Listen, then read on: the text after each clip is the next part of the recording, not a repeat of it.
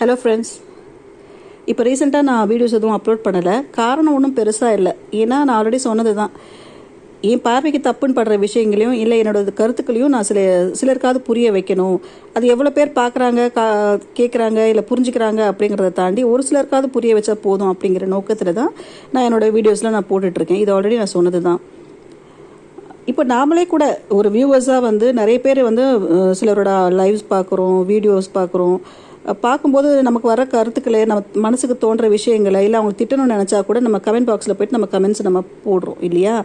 அதை பார்த்து அவங்க திருந்துவாங்க அப்படிங்கிறத தாண்டி இந்த கமெண்ட்ஸ் எல்லாம் படிக்க வர்றவங்க சிலருக்காவது நம்ம என்ன சொல்ல வரோங்கிறது புரியணும் அப்படிங்கிற ஒரு நோக்கத்தில் தான் நம்ம கமெண்ட்ஸ் போடுவோம் இல்லையா?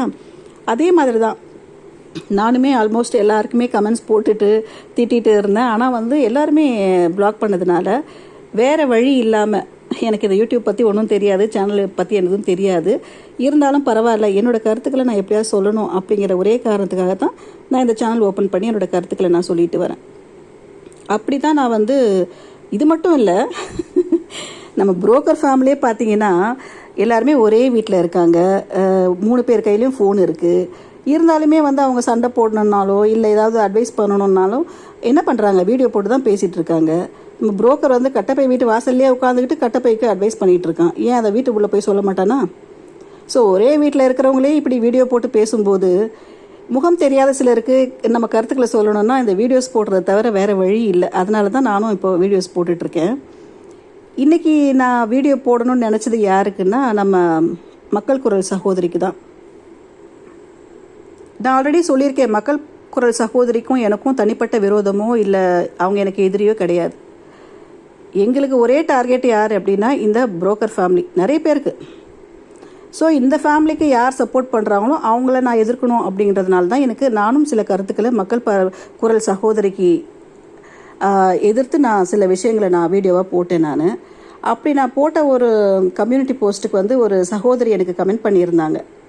அவங்க என்ன சொல்லியிருந்தாங்கன்னா, இப்படி ஒருத்தர் மாற்றி ஒருத்தர் சண்டை போட்டுக்கிட்டே இருந்தா, இல்லை ஒருத்தர் கண்ட ஒருத்தர் மாற்றி மாற்றி குத்திக்கிட்டே இருந்தீங்கன்னா இந்த நாட்டில் எல்லாருமே குருடர்களாக தான் இருப்பாங்க அப்படின்னு சொல்லியிருந்தாங்க. ஆக்சுவலி அது வந்து நம்ம மகாத்மா காந்தியோட ஒரு ஃபேமஸ் கோட் அது.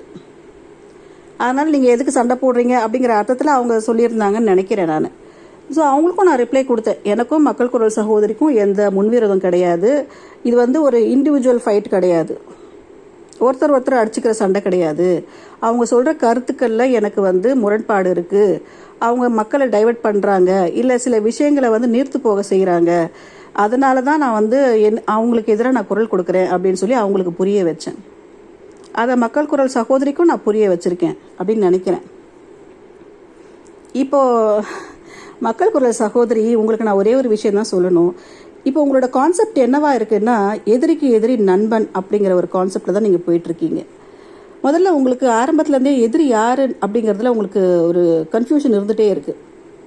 நீங்கள் பார்த்தீங்கன்னா ஆரம்பத்தில் ஒத்தரோசாவை தான் எதிரியாக நினச்சிங்க. அதுக்கப்புறம் பார்த்தீங்கன்னா கட்டப்பை, அப்புறம் புரோக்கரு, அதுக்கப்புறமா மக்கள் பார்வை சகோதரி, அதுக்கப்புறம் பார்த்தீங்கன்னா அவங்களோட சப்போர்ட்டர்ஸ், இப்படி மாறி மாறி ஒருத்தர்கிட்டே போயிட்டே இருந்தீங்க. அதுக்கப்புறம் இப்போ ரீசெண்டாக நீங்கள் லாஸ்ட்டாக நீங்கள் ஃபிக்ஸ் ஆனது யாருன்னா மக்கள் பார்வை சகோதரி தான். Okay, fine. ஆனால் நீங்கள் ஒரு எதிரியை ஃபிக்ஸ் பண்ணி அவங்கள எதிர்க்கிறதுன்றது நல்ல விஷயம் தான், அது உங்களோட தனிப்பட்ட விருப்பம் இல்லையா? ஆனால் அதுக்காக அந்த எதிரிக்கு யாரெல்லாம் எதிரியோ அவங்கள நீங்கள் நண்பர்களாக ஆக்கிடுறீங்க. இதுதான் ரொம்ப தப்பான விஷயமா எனக்கு படுது. ஆரம்பத்தில் நீங்கள் அப்படி தான் வந்து இந்த ஒத்தரோசாவை சப்போர்ட் பண்ணது கூட எனக்கு ஏன் கோவம் வந்துச்சுன்னா, அவங்கள நீங்கள் வந்து ஒரு அபல பெண்ணாக பாதிக்கப்பட்டவங்களா மக்கள்கிட்ட வந்து போர்ட்ரேட் பண்ணி ப்ரொஜெக்ட் பண்ணி காமிக்கும்போது எனக்கு கோவம் வந்துச்சு. ஏன்னா அவங்க அப்படி கிடையாது, நீங்கள் இப்படி காட்டுறது தப்பு அப்படிங்கிறதுனால தான் நிறைய விஷயம் வெளியே வந்ததுக்கு காரணமே அதுதான். நீங்கள் எப்போல்லாம் அவங்கள வந்து ரொம்ப நல்லவங்கன்னு காமிக்க நினச்சிங்களோ அப்போ வந்து அவங்க அப்படிப்பட்டவங்க இல்லை அப்படிங்கிறதுக்காக தான் சில ஆதாரங்கள் கூட வெளியே வந்துச்சு இல்லையா? ஆனால் இப்போ நீங்கள் புரிஞ்சுக்கிட்டீங்க. அதே மாதிரி இப்போது நீங்கள் இன்னொரு ப்ராஜெக்ட் கையில் எடுத்திருக்கீங்க. என்னென்னா நம்ம மெடல். ஏன்னா மெடலும் வந்து மக்கள் பார்வை சகோதரியோட எதிரி இல்லையா? ஸோ அதனால் இப்போ மெடலையும் வந்து பாதிக்கப்பட்டவங்களா மக்கள்கிட்ட காமிக்கணும் அப்படிங்கிறதுக்காக நீங்கள் அவங்களுக்காகவும் குரல் கொடுக்கணும் அப்படின்னு முடிவு எடுத்திருக்கீங்க அப்படிங்கிறது உங்களோட கமெண்ட் செக்ஷனில் ஒரு கமெண்ட்டை பார்க்கும்போது எனக்கு கிளியராக புரிஞ்சிச்சு. நீங்கள் யாருக்கு சப்போர்ட் பண்ணணும் இல்லை யாரை எதிர்க்கணும் அதெல்லாம் உங்களோட தனிப்பட்ட விருப்பம். இல்லையா? அது வந்து நம்ம அதை பற்றி நான் கமெண்ட் பண்ண முடியாது, அதை நீங்கள் பண்ணாதீங்கன்னு சொல்லவும் முடியாது. ஸோ பண்ணுங்கள். ஆனால் அது எப்படி உங்களுக்கு அவங்களோட ஹிஸ்ட்ரி தெரிஞ்சிருந்தா, இல்லை நீங்கள் ரொம்ப நாளாக இந்த யூடியூப்பை வந்து இதில் நடக்கிற விஷயங்களை நீங்கள் ஃபாலோ பண்ணிட்டு இருந்திருந்தீங்கன்னா கண்டிப்பாக உங்களுக்கு மெடல் பற்றி கண்டிப்பாக தெரிஞ்சிருக்கணும். ஏன்னா மெடல் வந்து இருக்கிறதுலே நம்பர் 1 அதுதான். நிறைய பேருக்கு தெரியும். அதாவது இந்த இந்த பர்டிகுலர் குரூப்பை ஃபாலோ பண்ணுறவங்களுக்கு கண்டிப்பாக மெடல் பற்றி தெரிஞ்சிருக்கும். அவங்களோட வரலாறு தெரிஞ்சவங்க நிறைய பேர் இந்த இதில் இருக்காங்க. ஸோ உங்களுக்கும் தெரிஞ்சிருக்கும் கண்டிப்பாக. அப்படி தெரிஞ்சிருந்தும் அவங்க வந்து மக்கள் பார்வை சகோதரிக்கு எதிரிங்கிற ஒரே காரணத்துக்காக அவங்கள திரும்பவும் நீங்கள் வந்து அவங்களுக்காக குரல் கொடுக்கணும், அவங்கள நல்லவங்களாக காட்டணும்னு நினைக்கிறது வந்து எந்த விதத்துலையும் நியாயமே கிடையாது. ஆனால் அது பண்ணாதீங்கன்னு நான் சொல்ல போகிறதே கிடையாது. ஏன்னா மக்களுக்கு புரியும் இல்லையா? நீங்கள் என்ன தான் டைவர்ட் பண்ணி, ஏன்னா உங்களுக்கே வந்து கடைசியில் புரிஞ்சுது இல்லையா ஒத்தரோசா யார் எப்படிங்கிறது. உங்களுக்கு ஆரம்பத்துலேருந்தே உங்களோட கமெண்ட்ஸ் எல்லாமே சொல்லி உங்களுக்கு புரிய வச்சாங்க. பட் நீங்கள் கேட்கல. ஆனால் அப்புறம் கடைசியில் நீங்கள் புரிஞ்சுக்கிட்டீங்க. அதே மாதிரி தான் இப்போ இந்த மெடலையும் நீங்கள் புரிஞ்சுக்குவீங்க. ஏன்னா மெடலுக்கு யாருமே நண்பர்கள் கிடையாது, உங்களுக்கே தெரியும். நண்பர்களை யாரும் இருக்கவும் முடியாது. அது லாங் லாஸ்டிங் நண்பர்கள்னு யாருமே கிடையாது. அதை பற்றி பேசணுன்னா நிறைய பேசலாம். பட் நானே அதை பற்றி ஏன் பேசுறதில்ல அப்படின்னா, இப்போ அது வந்து ரிட்டையர்ட் ஆகிடுச்சு இல்லையா? இப்போ யாரும் பெருசாக அதை கவனிக்கிறதும் கிடையாது. அதாவது ஆக்சுவலி அது வந்து என்னை யாராவது கவனிங்க பேசுங்க அப்படின்னு சொல்லி தான் எல்லாருக்கிட்டையுமே கேட்குது. ஆனால் யாரும் பேசுறது கிடையாது.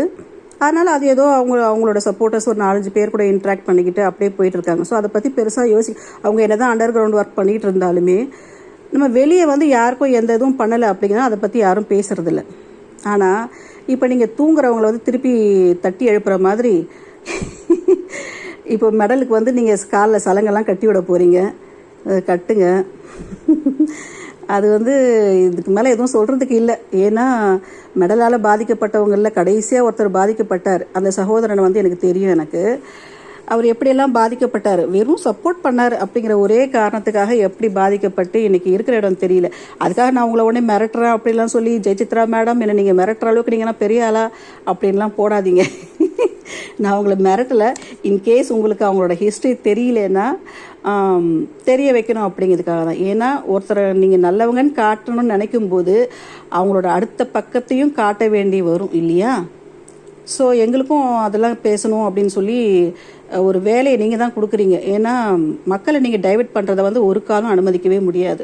அதாவது ஒரு சிலரை திருப்திப்படுத்தணும். இந்த கட்டப்பையோ இல்லை கட்டப்பை சப்போர்ட்டர்ஸு, புரோக்கர் சப்போர்ட்டர்ஸு, அதுக்கப்புறம் ஒத்தரோட சப்போர்ட்டர்ஸு, மெடலோட சப்போர்ட்டர்ஸ், இவங்க எல்லாருமே பார்த்தீங்கன்னா ஆப்வியஸ்லி மக்கள் பார்வை சகோதரோட ஹேட்டர்ஸ்.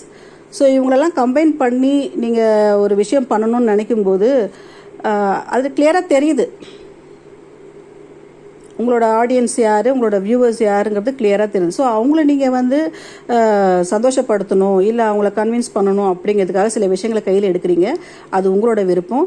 ஆனால் எப்படி நீங்கள் ஒத்தரோசா கதையில் வந்து நீங்கள் கடைசியில் திருந்துனீங்களோ அதே மாதிரி மெடல் விஷயத்துலையும் நீங்கள் திருந்துவீங்க. ஆனால் அதுக்கு மேலே எதுவும் சொல்கிறதுக்கு இல்லை.